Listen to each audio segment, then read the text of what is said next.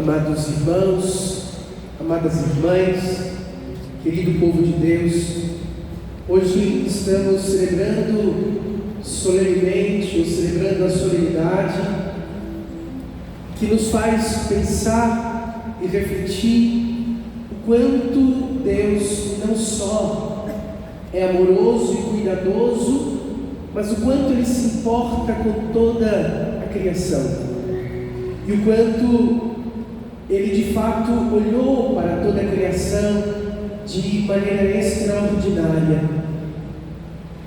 Deus bastava-se em si mesmo.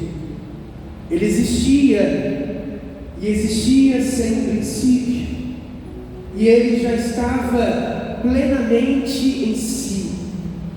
E dentro desta eternidade dele, num determinado momento, Ele gerou de si mesmo, da sua própria essência, uma segunda persona, uma segunda personalidade, uma segunda atitude de ser. E por sair de si mesmo, chamou de filho. O verbo que é filho, o verbo logorokos, que nasceu dele e que assumiu esta pessoa, esta persona, esta atitude de ser de filho.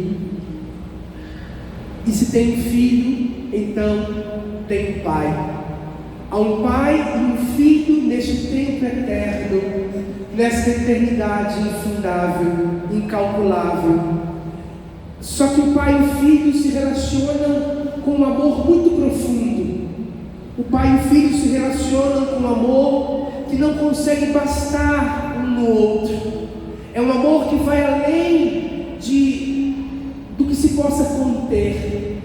E os dois juntos geram de sua própria essência esse amor tão fecundo, que esse amor toma uma nova persona, uma nova personalidade, uma nova atitude de ser. Sabedoria, Espírito Santo, dínamo, advogado, paráclito. Como assim queremos compreender? Então, um só Deus, uma só essência, que se desdobrou de si mesmo e assumiu três personas, três personalidades, três atitudes de ser, três maneiras de se revelar, de se demonstrar, três maneiras de cuidar, de amar, de gestar. E ali, nesta única essência, neste único Deus, nós podemos ver três maneiras de se manifestar.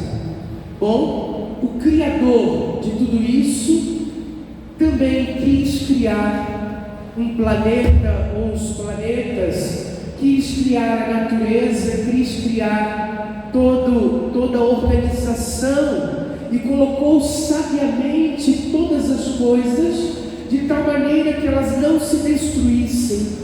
O mar com o seu lugar, a terra com o seu lugar, o céu com o seu lugar, as árvores, as florestas, e assim os animais, cada um com o seu lugar, numa perfeita organização. O Criador colocou tudo nessa perfeita organização. Ele era somente o Criador, aquele que fez acontecer, quer com sua voz, quer no antropomorfismo, pela sua mão delicada trabalhando. Assim, podemos compreender o quanto o Criador trabalhou, fazendo também o homem a sua imagem e semelhança, ou a imagem e semelhança do Filho. Como esta criação se corrompeu, como esta criação se perdeu, como a criação não estava mais vivenciando como deveria a sua intimidade, o Criador, que é Pai, porque é Pai do Verbo, resolveu então ver uma forma de salvar essa criação. E enviou ao mundo o seu Filho, o seu Verbo, sua palavra, para assumir esta humanidade, fazendo-se homem igual a nós, semelhante a nós. E nesse momento em que o Criador faz isso, Ele então se torna nosso Pai por adoção. Somos agora mais do que criatura, mas nos tornamos do Filho, filho. E o batismo, então, vai nos configurar esta filiação de maneira profunda e sacramental. Assim, o Pai e o Filho nos deu não só a vida, mas agora a capacidade de que esta vida corrompida pelo pecado possa de fato voltar à salvação e ao início de tudo, trazendo todos os dons preternaturais perdidos pelo pecado de volta. Toda a organização que a sabedoria, toda a organização que Deus deu a este mundo foi perdida, mas agora começa a ser reconquistada no Cristo Senhor, que sendo Filho, não bastou somente ser Filho, mas quis ser o Salvador de todos os filhos adotivos do Pai. Assim, morrendo no alto da cruz, a segunda personalidade da Santíssima Trindade, o Filho, vem para salvar, purificar, restaurar a obra da criação perdida. O Pai cria e dá a afeição, amor, cuida, gesta, dá aquilo que há de melhor, sopra sobre nós a vida, e a vida como é a vida do Pai. O Filho, que veio para salvar o que estava perdido, agiu de maneira humilde, abriu mão de sua igualdade com o Pai, fazendo a sua kênose, esvaziou-se completamente, assumindo cada um de nós, para nos ensinar que existe um Pai amoroso e ao mesmo tempo para nos salvar, nos redimir, nos restaurar, dar para nós novamente a condição de sermos da nossa essência o que fomos criados para ser.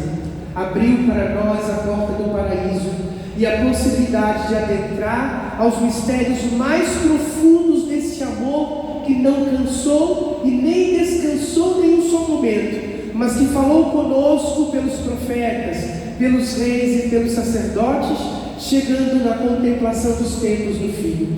Mas o Filho veio ao mundo e entendeu a dificuldade do homem, entendeu a nossa dificuldade de viver como devemos viver, entendeu que às vezes nós precisamos de algo mais e não podemos ficar somente com aquilo que foi revelado, porque o nosso esforço depende de um advogado, depende de um paráclito, depende de alguma força dinâmica que nos recorra de todas as coisas, que nos ensine todas as coisas, que nos admoeste todas as coisas, que nos direcione. E então, ao voltar para o Pai e ao ver a nossa necessidade, os dois juntos derramam do alto do céu para todos nós esse amor que eles tinham para com o outro. Assim como o Pai e o Filho se amavam,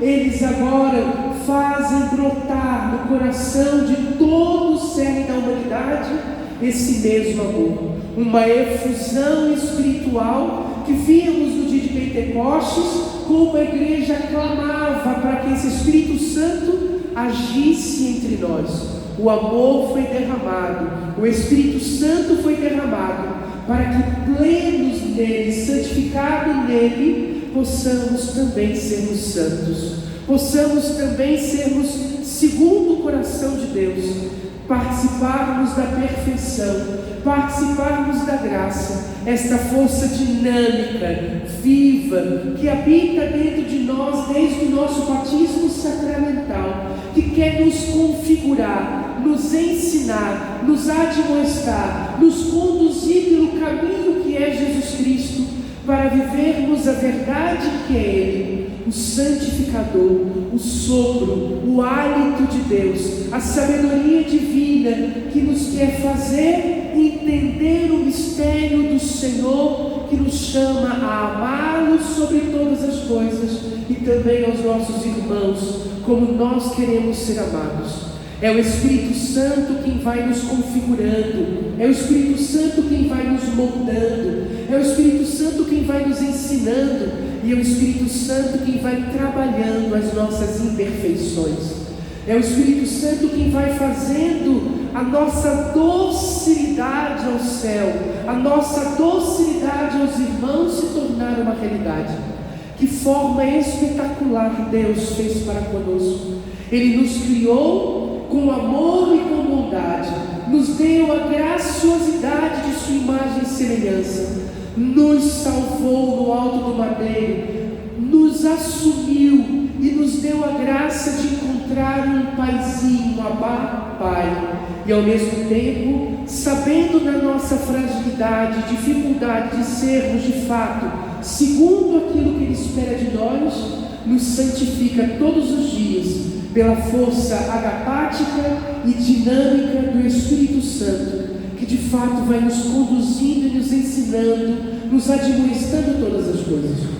O documento de Puebla, no número 920, vai dizer: o Pai, pelo Filho, no Espírito, santifica a Igreja, e por meio dela o mundo inteiro.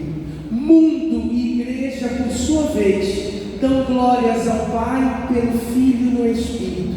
O mistério da Trindade está de maneira íntima acoplada ao mistério da Igreja, e é pela Igreja que o Pai, o Filho e o Espírito agem no mundo inteiro. É na Igreja, a única Igreja de Cristo, una, santa, católica e apostólica, que esta Trindade Santa desejou que nós estivéssemos para agir através dela como um mistério e ministério de Deus no mundo de hoje. Nós então, queridos irmãos e irmãs, precisamos fazer esta volta com a nossa vida, com a nossa história, ao celebrar a solenidade da Santíssima Trindade, ao termos a graça de uma só solenidade, olharmos essas três personalidades, pessoas, três atitudes de ser desse único Deus, que se desdobrou e fez tudo isso amando-nos completamente, cada um de nós, individualmente, como somos e estamos. Precisamos aprender a viver o perfeito louvor, fazer da nossa vida um perfeito louvor, fazer da nossa vida uma concretização perfeita desse amor que vai gerar em nós uma gratidão eterna para dizer: obrigado, meu Deus, porque me amastes e me ama infinitamente. Obrigado, meu Deus, porque entende as minhas fragilidades, entende a minha pequenez e me mandastes tudo aquilo que eu preciso para me tornar aquilo que o Senhor deseja que eu seja. Assim, queridos irmãos e irmãs, diante de todo esse mistério, louvemos ao Senhor, louvemos ao Pai, agradecendo por ser esse Pai amigo e querido, próximo, companheiro, que se preocupa conosco e que foi revelado de maneira esplêndida pelo Filho. Louvemos o Filho e no Filho adoremos o Pai, por ser uma imagem clara e amorosa, salvífica e transformadora de toda e qualquer possibilidade do ser humano. Louvemos o Espírito Santo e que Ele nos faça louvar através do Filho e do Pai, e no Filho o louvor perfeito de gratidão, pela certeza plena de que Ele não só nos planifica, não só nos conduz, mas nos ensina todos os dias como nos tornarmos pessoas melhores, como superarmos as nossas dificuldades, como transformarmos toda e qualquer situação de nossa vida para sermos segundo aquilo que fomos criados para ser. Enfim, queridos irmãos e irmãs, que todo esse mistério nos faça olhar para o céu, mas fazer o céu descer aqui na terra, para entender o quanto somos amados, queridos, acolhidos, esperados, o quanto o Pai se importa conosco, o quanto este Deus se importa conosco, o quanto você é importante e amado por Deus. Talvez só na eternidade nós teremos a total consciência desse amor, mas aqui, de maneira ainda parcial, de maneira ainda pequena, já podemos experimentá-lo, já podemos conhecê-lo, senti-lo e até entender o quanto Ele se importa com cada um de nós.